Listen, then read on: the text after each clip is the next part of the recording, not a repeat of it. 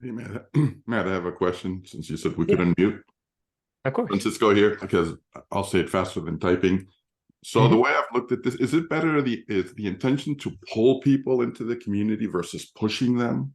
Is that the kind of the language that we should be using to gain their interest for them to say, I need this, I want this, and move towards the community versus being shamed and pushed and corralled? What are your what's your thinking on that? Thank you. Yeah, absolutely. Thanks for the question, Francisco. I am coming from my own personal beliefs and values. And so for me, I feel like the polling makes more sense the way you've described it, where we inform and educate and help users understand what it is that we're trying to do so that they can see themselves in us. That representation matters, that their feelings or emotions or life experiences are acknowledged and valued, and that we've created a space to help guide them through that experience itself. I think when you do that, you're being honest and transparent and human, and that builds connection on its own because we are social beings.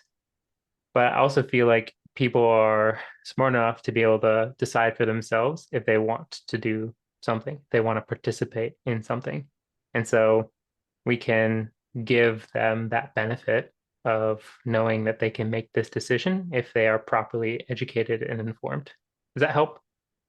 Yes, thank you very much. It's just that oftentimes we see that kind of language of trying to pull, Yeah, but then we also say sense of urgency, countdown, hurry. Go. So people may need time to exactly. process and think of going into the to your Yeah. community.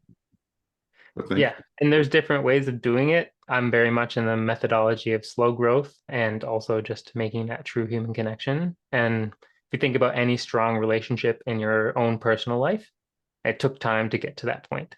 And so I like to use that same idea or methodology towards how I would approach having a community member. Because really, I'm looking to have a great relationship with that person.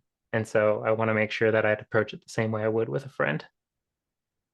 thank you, very helpful. Thank you. And I Yeah, think a lot of the sales principles that we see here that effective communities are using, right? Because if you're thinking about this too from a paid community lens, is that when someone is buying something, you actually want every single step of their journey to be really positive and make them feel good about the decisions that they're making.